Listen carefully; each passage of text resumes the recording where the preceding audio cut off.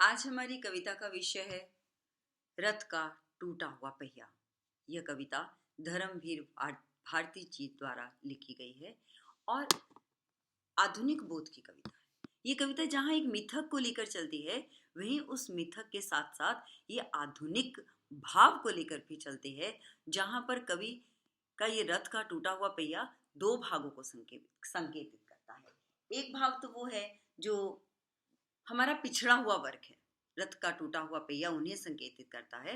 दूसरी तरफ जब हम आधुनिकता की अंधी दौड़ में भागते हुए अपनी ही पुरानी परंपराओं को छोड़ते चले जाते हैं और उन्हें ये कहकर फेंक देते हैं, अरे ये तो पुरानी हो गई, हम कोई दकियानूसी नहीं है।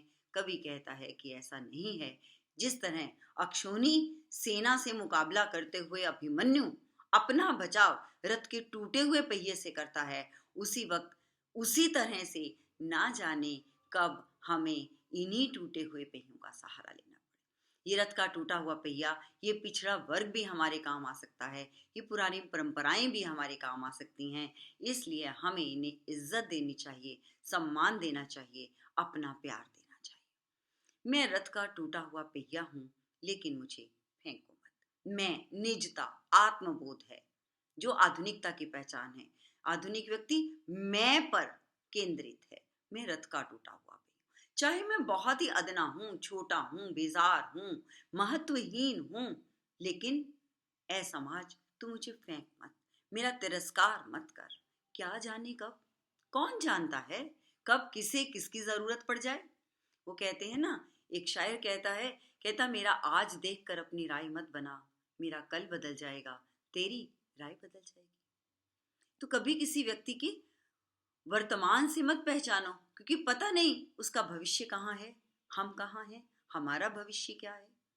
तो कहता है, क्या जाने कब इस ध्रुव चक्रव्यूह में अक्षौनी सेनाओं को चुनौती देता हुआ कोई दुस्साहसी अभिमन्यु आकर घिर जाए। कहता ये जिंदगी है। देखो बच्चों, जिंदगी छोटी नहीं होती, जिंदगी एक लंबी दौड़ का घोड़ा है। ना जाने कब कौन से उतार चढ़ाव में कौन ऊपर चला जाए और कौन नीचे आ जाए, कोई नहीं जानता। दूसरी चीज, कौन कब किस मुश्किल में घिर जाए, ये भी कोई नहीं जानता। कौन कब किसकी कैसे मदद कर जाए, ये भी कोई नहीं जानता। इसलिए वर्तमान स्थिति में हमें सभी को आदर, सभी को सम्मान, सभी की इज्जत करनी चाहिए। तो कवि इस कविता में रथ के टूटे हुए पहिए का मिथ बनाता है, उसको प्रतीक के माध्यम से कहना चाहता है। उस कहानी को तुम जानते हो, अभिमन्यु की कहानी को, कि किस तरह वो द्रोणाचार्य की बनाए हुए चक्रव्यूह को बेधता है। वो जानता है कि वो बाहर नहीं आ सकता, लेकिन उस वक्त की मांग को देखते हुए राजा युधिष्ठिर, जो 5 भाइयों की ताकत को एक साथ लेकर चलता है, आज वो संकट में है और एक अदना सा अभिमन्यु, छोटा सा बालक, युधिष्ठिर की रक्षा कर सकता है। आप ये देखिए कि वो दुस्साहसी अक्षौणी सेना कोई 2 4 5 10 लोगों का व्यू नहीं है। अक्षौणी सेना में 21,000 से ज्यादा रथ होते हैं, 21,780 रथ होते हैं, इतने ही हाथी भी होते हैं और 65,000 से भी ज्यादा घोड़े होते हैं, 1,09,000 से भी ज्यादा पैदल लोग होते हैं। इतनी बड़ी अक्षौहिणी सेना। और महाभारत के समय की कहानी की बात करता है तो उस युद्ध में 18 अक्षौहिणी सेना एक साथ लड़ी थी, जिनमें से 11 तो केवल कौरवों की ओर थी। तो आप ये देखो कि एक अकेला अभिमन्यु 11 अक्षौहिणी सेना को चुनौती देता हुआ उस चक्रव्यूह में घुस जाता है, जबकि वो जानता है कि वो बाहर निकलना नहीं जानता। तो कहता है, सेनाओं को चुनौती देता हुआ कोई दुस्साहसी अभिमन्यु आकर घिर जाए। जब चारों तरफ उसके दुश्मन है, द्रोणाचार्य जैसे गुरु उसका दुश्मन है, युद्ध कर्ण है, उसके साथ ही दुर्योधन है, सब उसे मारने पर आमदा है। ऐसे में कहता है, इसी तरह से जो अभिमन्यु है वो एक आम व्यक्ति है, लेकिन एक राजत्व को ओढ़े हुए है, एक बहुत बड़े वर्ग का व्यक्ति है। कहता है, ना जाने कब वो भी मुसीबत में घिर जाए। जिसकी रक्षा का बल 5 5 पांडव लेते हैं, कृष्ण जिस पक्ष में बैठे हैं वो भी जब मुसीबत में घिर जाए, ना जाने उसकी रक्षा के लिए क्या कहता है, अपने पक्ष को असत्य जानते हुए भी बड़े बड़े महारथी अकेली निहत्ती आवाज को अपने ब्रह्मास्त्रों से कुचल देना चाहें, तब मैं रथ का टूटा हुआ पहिया उसके हाथों में ब्रह्मास्त्रों से लोहा ले सकता।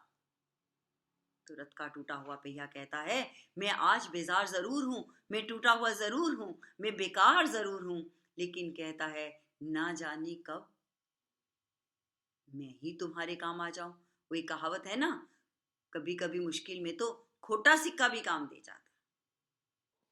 तो क्या अपने पक्ष को असत्य जानते हुए भी बड़े बड़े महारथी, अभी मैंने आपको बताया कि बड़े कर्ण है, द्रोणाचार्य है, अश्वत्थामा है, दुर्योधन है, कितने बड़े बड़े महारथी अकेली निहत्थी आवाज, निहत्थी जिसके पास कोई शस्त्र नहीं है, उसे अपने ब्रह्मास्त्रों से, मतलब उसे कुचलने के लिए भी उन्हें ब्रह्मास्त्रों की आवश्यकता महसूस होती है, कुचल देना चाहें, तब मैं रथ का टूटा हुआ पहिया उसके हाथों में ब्रह्मास्त्रों से लोहा ले सकता, मैं उसकी रक्षा का सबब बन सकता हूं। अभिमन्यु भी अंत में किसे अस्त्र बनाता है, रथ के टूटे हुए पहियों को। मैं रथ का टूटा हुआ पहिया हूं, लेकिन मुझे फेंको मत। इतिहासों की सामूहिक गति सहसा झूठी पड़ जाने पर क्या जाने, सच्चाई टूटे हुए पहियों का आश्रय ले। आज का वक्त क्या है, सब तरफ मिथ्या है, हर कोई किसी न किसी वाद विवाद में उलझा हुआ है, हर कोई किसी हठ में, क्रोध में, भय में उलझा हुआ है, कितने भावों में उलझे हुए हैं हम, ये सब असत्य हैं। आज हम भयभीत हैं, कल नहीं है, झूठ में उलझे हुए हैं। एक छोटा सा बच्चा, उसे हम कह के बाहर भेजते हैं, कह दे मम्मी, मम्मी कह रही है वे घर नहीं, कह दे मम्मी घर नहीं, बच्चा बाहर जाकर क्या कहता है, मम्मी कहती है मैं घर पे नहीं। मिथ्या। कितने छोटे छोटे आडंबर रचते हैं हम, क्या कहता है, मुझे फैंस को मत। इतिहासों की सामूहिक गति सहसा छुट्टी पड़ जाने पर क्या जाने, सच्चाई इन्हीं टूटे हुए पहियों का आश्रय ले। अभिप्राय क्या है, आज हम सब अपनी जिंदगी में इतने मिथ्या के अनुगामी हो गए हैं कि हम सच को भूल ही गए हैं। हम इतने छोटे छोटे भूल, झूठ इतनी सहजता से बोल जाते हैं, हमें एहसास ही नहीं होता कि हमने झूठ भी बोल दिया। तो कवि कहता है, ना जाने कब सच्चाई इन्हीं टूटे हुए पहियों का आश्रय ले। तो रथ का टूटा हुआ पहिया अभिप्राय क्या है कि हमारी परंपराएं पुरानी जरूर हैं, लेकिन इतनी भी नाकाम नहीं है कि वक्त आने पर वो हमारी रक्षा ना कर सके, वो हमें रास्ता ना दिखा सके।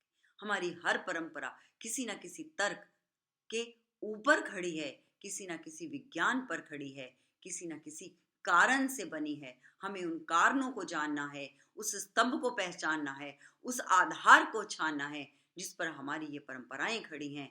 हमें उस कमी को पहचानना है ताकि हम अपने पिछड़े हुए वर्ग को भी ऊपर उठा सकें, और वो वर्ग जो हमेशा हमारी मुसीबत में हमारे काम आता है। एक चीज अपनी जिंदगी में इस कविता से समझ लो।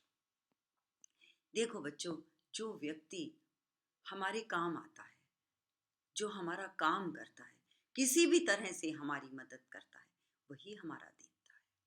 हमें उसकी इज्जत करनी चाहिए, उसे सम्मान देना चाहिए और उससे प्यार करना चाहिए। कभी भी अपने को मदद देने वाले को हमें छोटा नहीं समझना चाहिए, क्योंकि अगर वो हमारे, देखो, अगर एक सफाई कर्मचारी सफाई नहीं करेगा तो गंदगी में कौन बैठेगा, हम बैठेंगे ना।